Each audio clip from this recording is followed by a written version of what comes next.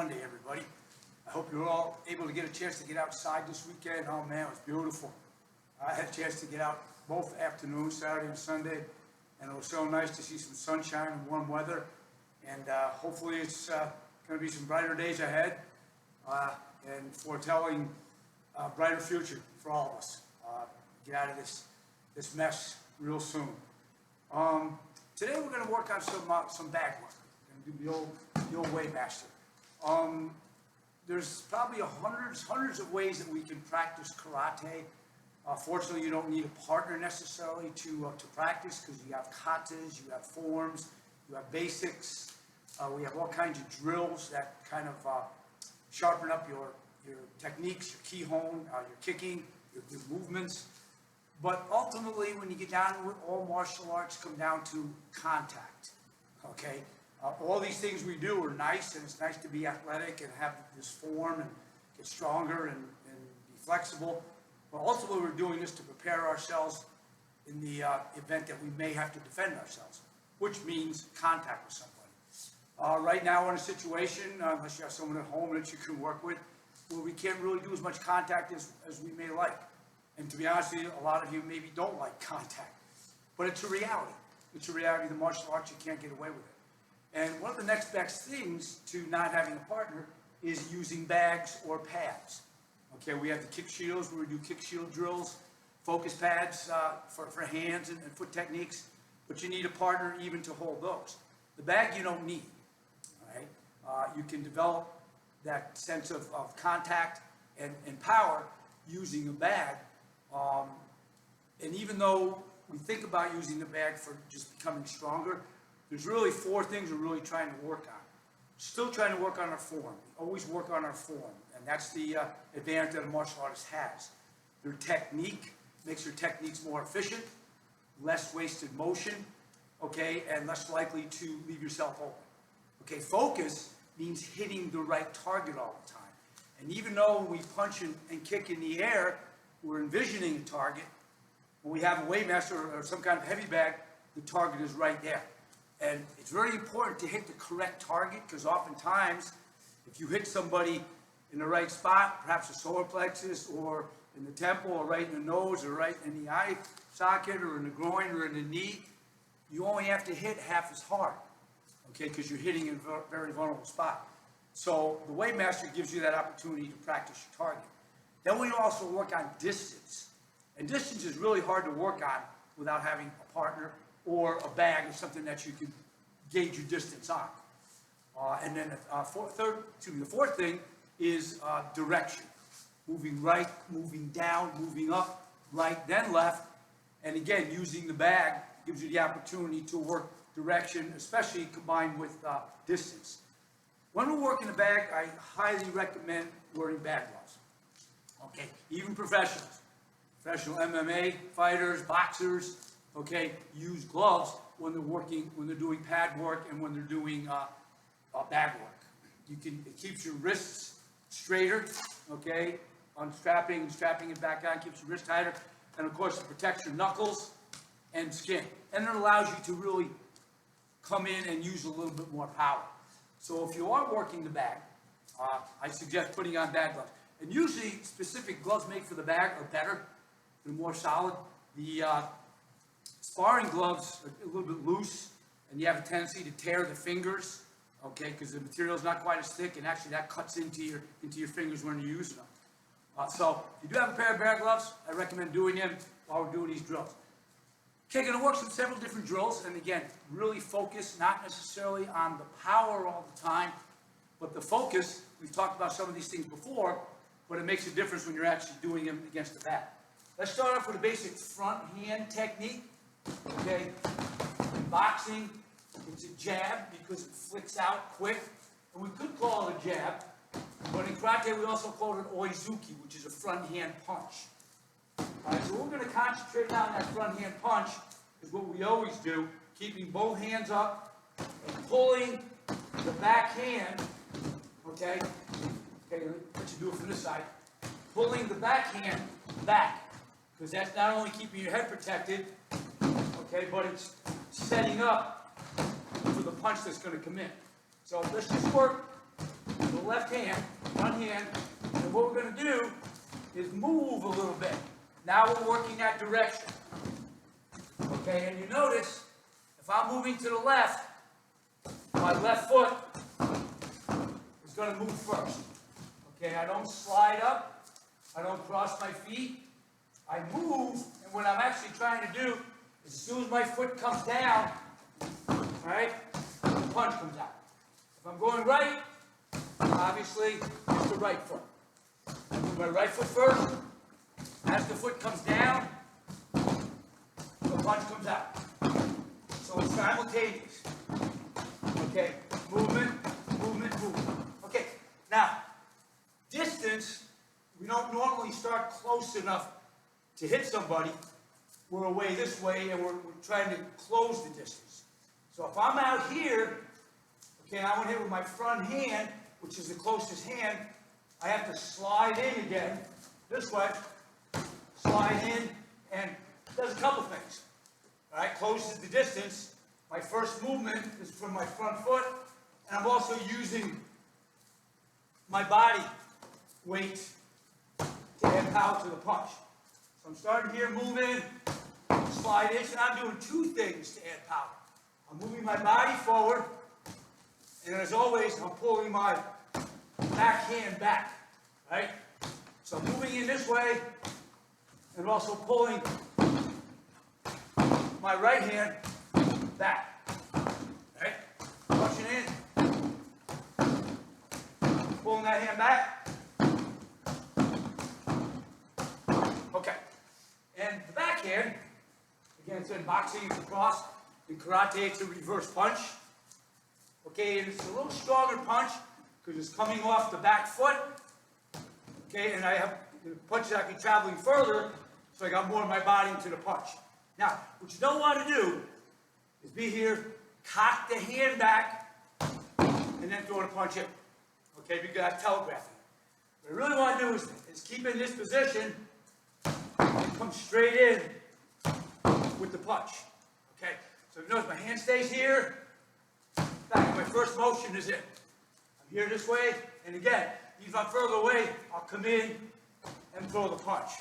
Now, one of the advantages of using your front hand is it gets there quicker, all right?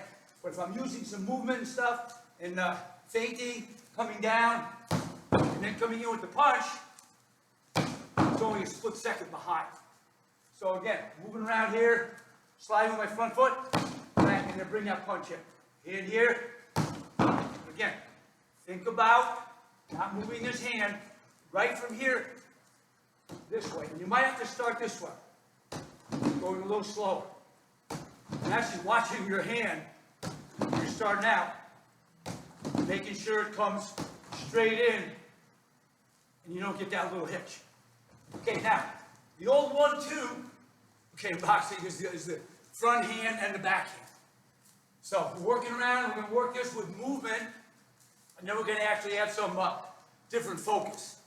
So I'm moving to the left with my front hand. I'm setting up, bang, and then throwing the back hand, okay? So it's left, left, left, and each time, maybe it's easy for this time. Okay, so here, I'm actually I am setting this hand up, but he's thinking about my front hand. So here, bang, and then right from there, the back hand comes in. Set it,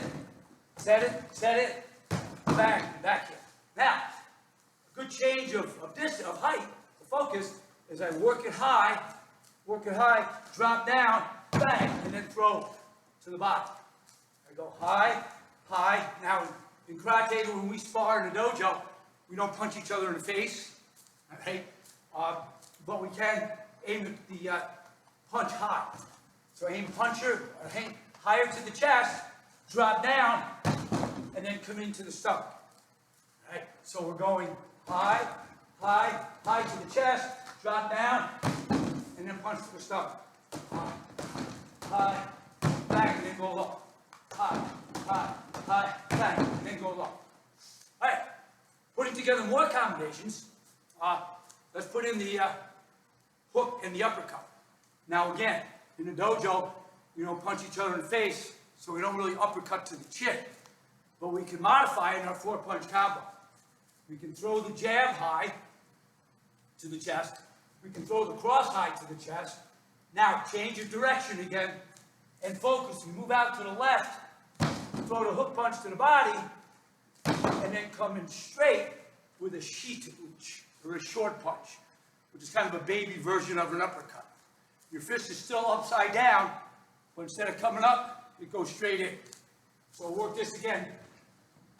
A little slow. We'll try from this angle.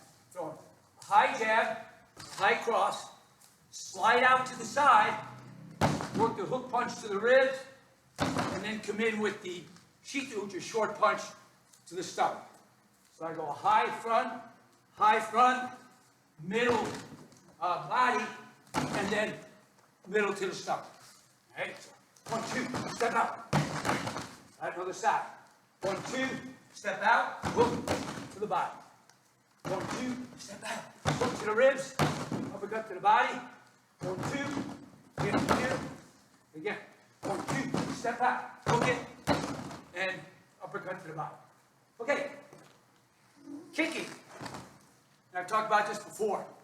Normally when we kick, we stay in kicking range, which means if I'm going to throw a front kick, I'm going to be way out here so I can extend my kick. So when I'm practicing kicks from a fighting stance, if I just come right in, throw that kick in against my opponent, against a lesser opponent, maybe I'll get it in. But against a good seasoned opponent, they'll see that kick coming and oftentimes block it or avoid it. So, long range, unless your kicks are really fast and really good, sometimes pretty hard to get in. But if I throw them off my hands, I can disguise it and throw that kick in. Now you notice the first kick, I was back here and extended it. The next kick, I think I talked about this before too, is bringing your knee in tight and making the kick shorter. So if I'm occupying him up here with my hands, again, working the chest, I come in, boom, and then it's a shorter kick to the stomach. And you see, there's not as much extension here. It's only about 90 degrees. Whereas before, I was way out here. So that's a good thing to work on the back. Now you're not going to feel strong. Okay, here, you're coming here, and you're going like, oh man, I can't really extend that kick. But don't forget, in the scope of sparring, if he's preoccupied with your punches up here, bang, his guard is down. Not his hands, but his guard is down, so he's not thinking about his stomach. So you're throwing a punch, punch is high, look at here, bang, and then coming in shorter with the front kick. So that's a really good thing to work on the back. Higher up, and then bang, shorter with the kick. It works even better with the side kick, because you can get even closer. Normally with a side kick, we're way away, we come in, lift up. Actually, I guess a lot of people lift their leg this way. Really in a side kick, you tuck it in, but with a full extension, I'm coming out this way with the kick. Right out here, an extension. If I'm working in closer, okay, let's say we're in here getting tied up, we're working punches this way, my foot's almost on the back. So they say, well, you're too close to kick. But what I do is come in here, throw it in, pull back a little bit, maybe even hold his hand out here to keep him occupied high, back, and then bring the kick in again to the stomach. So a good basic combo for that is a front hand, backhand, front hand, hold it there, pull back, and then fire in a side kick. All right, 1, 2, 1, 2, 3, bang, and bring in the side kick. Punch it high, 1, 2, 3, boom, and bring in the side kick. 1, front, back, front, pull it in, side kick, hit, back, and then side kick, hit, bring it in, 1, 2, 1, 2, hit, fire. Good, okay, and the bag's moving, okay. So even though I'm not getting full extension, I'm still able to pop the bag pretty good.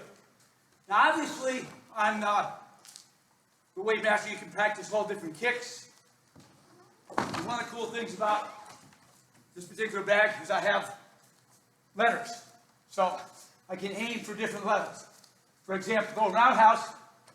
Now, check me on this, see if I hit the letter. I'm looking for a C. Okay, and U. Okay, Y. That might have been a little low. Y. Okay, that's good. So you can change the level of your punches.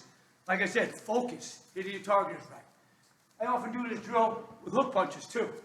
I come in, hook punch the C, hook punch the T, the Y, or keep going up, then coming back down. Okay, or maybe hit every letter. C, E, N, T, U, R, Y, and bring it down. Y, R, U, T, N, E, C. Okay, working it backwards. So, I don't know if I got all those letters correct, but again, focusing your target. You do the same thing with any of your kicks also. The front kick, going in for the C. Gonna hit the N a little higher.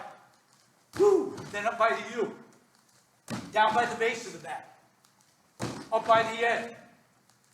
Up by the U. Up by the up. All right, so focusing, we worked on distance, we worked on changing direction. Now, trying to develop more power in specific techniques.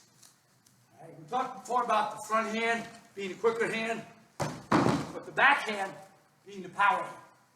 So a nice little rhythm I like to get into when the punch is work the back hand a couple times, 1, 2, 3, and then go with the back hand. Then you're not thinking, if you think about following the backhand right away, you don't have time to load up and try to use your muscle in the punch. It just comes out automatically. So I jab back, and then come in with the backhand. Front hand, front hand, front hand, and then let the backhand come in. Front hand, and then backhand. And again, every time I throw that front hand, I'm setting up for the backhand. Here, set it up. Front, set it up. Same thing for the other side. And one thing I like about karate, in our sparring, we do work both sides. Okay, most boxers traditionally work with their strong side back. In karate, to be versatile, we try to do both sides. So now, going southpaw style, Rocky Balboa style, the left hand's back, and I punch with my left hand. That's my back punch. Moving a little bit. 1, 2, then commit. 1, 2, commit. That's it. Bring it in. Bring it. Good.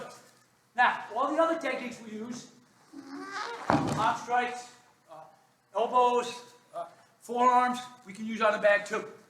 Okay, I like to do this strike. Again, we talk a lot about using open hands as you get more experience, and oftentimes, the open hands are more versatile. The key is, again, learning how to use your body. On a palm strike high, I'm going to drive off my back leg, try not to lean forward, but also this back hand pulls back in case I want to do a second strike. So I'm just going to work the backhand, coming in, driving it in. That's it. Switch a little bit. Back in. That's it. Back in. Okay, Tetsui, or using a fist edge. Even though we don't use it in sparring, we do practice, and actually, I always say this is a good technique for someone behind you. Okay? Someone grabbing your shoulder, just coming back and bringing your whole body into, it's not just this. Someone's knocking on my door. Okay, you twist away, bang, drive in. Twist, drive it in. Twist away, drive it in. Twist, and drive it in. Same thing, left hand. Come back, drive it in. Twist, bring it in, break, in, hit, and height, and back. Okay, so always working form, working distance, working height, right? And sometimes just throwing techniques. All right, straight in. I like working straight high punches from like a fudo dachi or wide stairs. And just coming in straight. Now, even though I'm using gloves, I'm trying to feel through the gloves that I'm hitting with the first two knuckles. Okay, because that's your striking surface. You're hitting with the first two knuckles, and I'm always bringing my hand back to my head. So I'm rotating, in and back, staying focused, trying to hit the same spot every time. To get to a nice rhythm.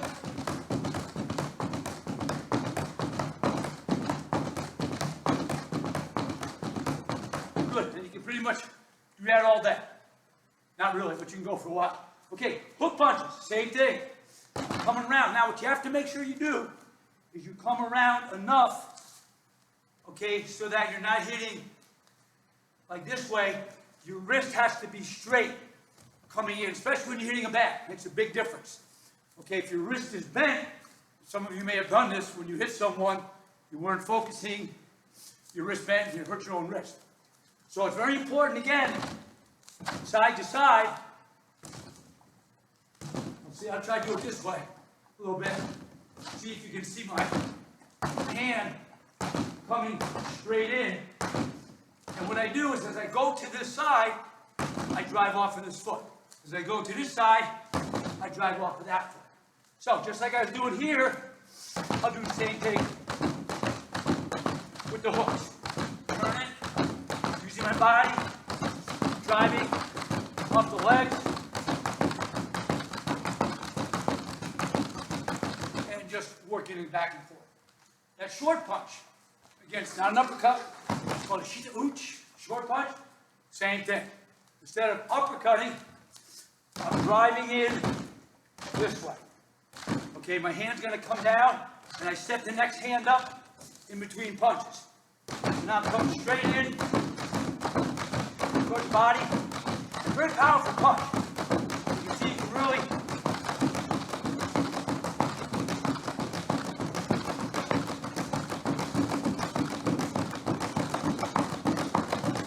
move the bag almost till you're out of the screen. Okay. Okay, so all kinds of combinations and techniques, but hitting something that gives you resistance changes everything. You have to have balance, again, focus, hitting your target correct, right? Form, always good form. So your technique's not big and sloppy in your telegraphing. Being able to move correctly and changing direction. Forward, back, left, right. Bag workouts are great. I love them. Okay. At least 2 or 3 times a week. Great conditioning. Great to work on all the things we talked about. And also that sense of really get in there and hitting something, which is what we all want to do. Don't hit each other at this point. Hit the bags. Okay. Good luck with your bag training. See you later in the week in Zoom class. Hey, huss.